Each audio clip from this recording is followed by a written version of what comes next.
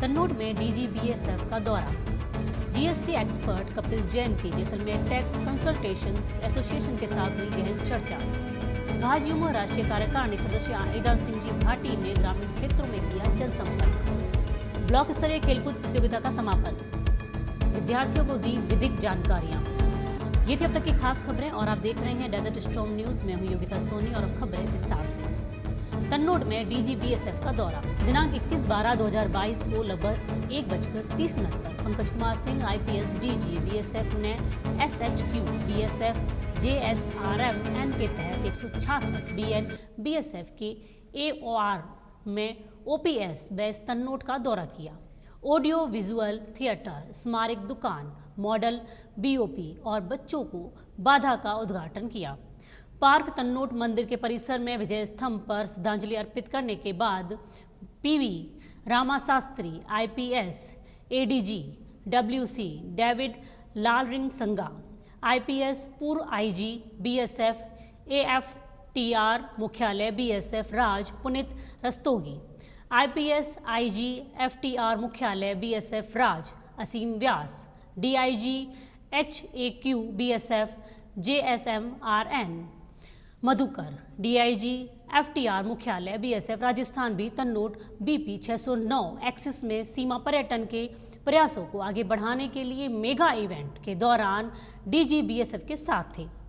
DG BSF आगे schedule के अनुसार एचएसक्यू बीएसएफ जेएसएएम ए के एओआर में लगभग 2:20 पर सेम क्षेत्र में चले गए।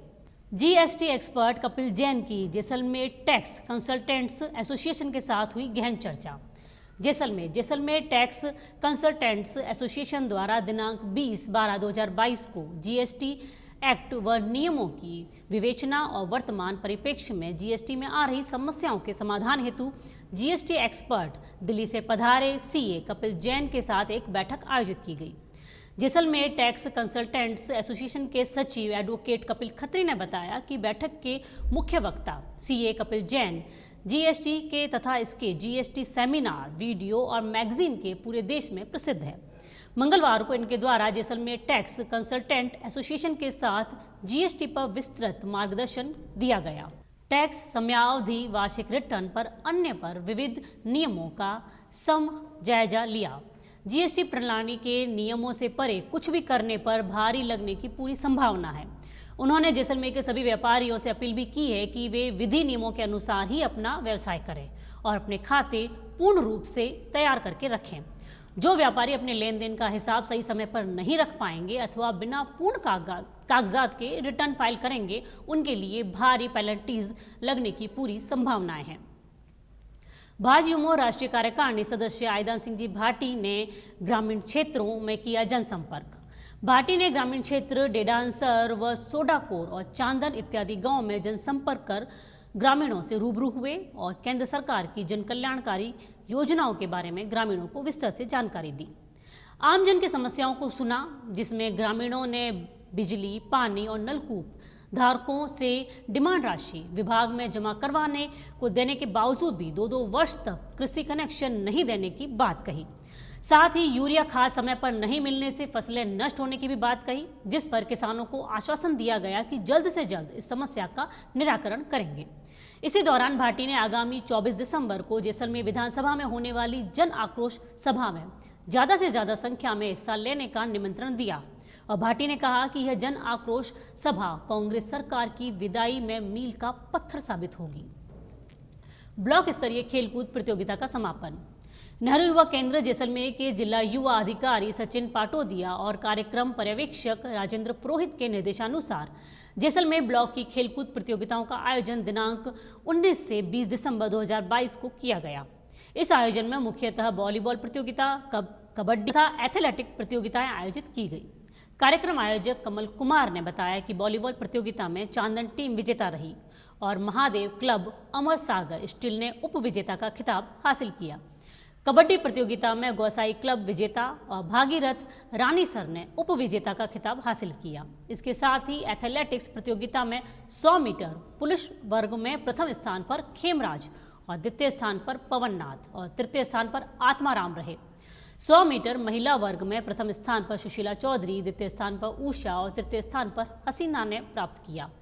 200 मीटर पुरुष वर्ग में प्रथम स्थान पर पवन नाथ, द्वितीय स्थान पर उत्तमा राम और तृतीय स्थान पर मोहन सिंह ने हासिल किया। 200 मीटर महिला वर्ग में प्रथम स्थान पर सुशीला चौधरी, द्वितीय पर उषा और तृतीय स्थान पर हसीना ने प्राप्त किया। गोला फेंक में प्रथम स्थान पर सुशीला चौधरी, द्वितीय पर विमला और तृतीय पर हसीना रही। कार्यक्रम के अंतिम प्रतियोगिता लॉन्ग जंप आयोजित की गई, जिसमें पुरुष वर्ग में प्रथम पवन नाथ, द्वितीय उत्तमा राम और तृतीय रविंद्र सिंह रहे तथा महिला वर्ग में प्रथम स्थान पर हसीना, द्वितीय स्थान पर विमला और तृतीय स्थान पर उषा रही।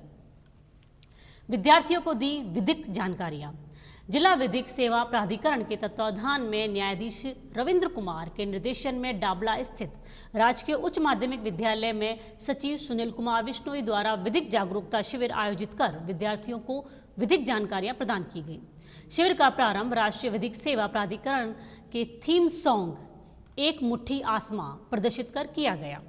सचिव जिला विधिक सेवा प्राधिकरण जैसलमेर ने बाल विवाह प्रति नवयोध अधिनियम के बारे में जानकारियां देते हुए बताया कि लड़के की आयु 21 व लड़की की आयु 18 से कम हो तो वह बाल विवाह की श्रेणी में है तथा दंडनीय अपराध है। उन्होंने बाल विवाह के दुष्परिणामों के बारे में बताते हुए कहा कि बाल विवाह समाज और राष्ट्र की उन्नति में बाधक है तथा विकास के अवसरों में भी रुकावट उत्पन्न करता है तथा ऐसा विवाह नहीं करना चाहिए। इसके अतिरिक्त उन्होंने मोटर व्हीकल एक्ट के बारे में जानकारी देते हुए बताया कि वैध ड्राइविंग लाइसेंस के अभाव में वाहन नहीं चलाने चाहिए, वह यातायात के नियमों का पालन करना चाहिए। इसके अतिरिक्त उन्होंने यह भी बताया कि सार्वजनिक परीक्षाओं में अनुचित साधनों का प्रयोग कर नकल करना भी दंडनीय अपराध है, अतः किसी भी विद्यार्थी को किसी भी प्रकार की परीक्षा में नकल नहीं करनी चाहिए। आज के बुलेटिन में फिलहाल इतना ही। नमस्कार।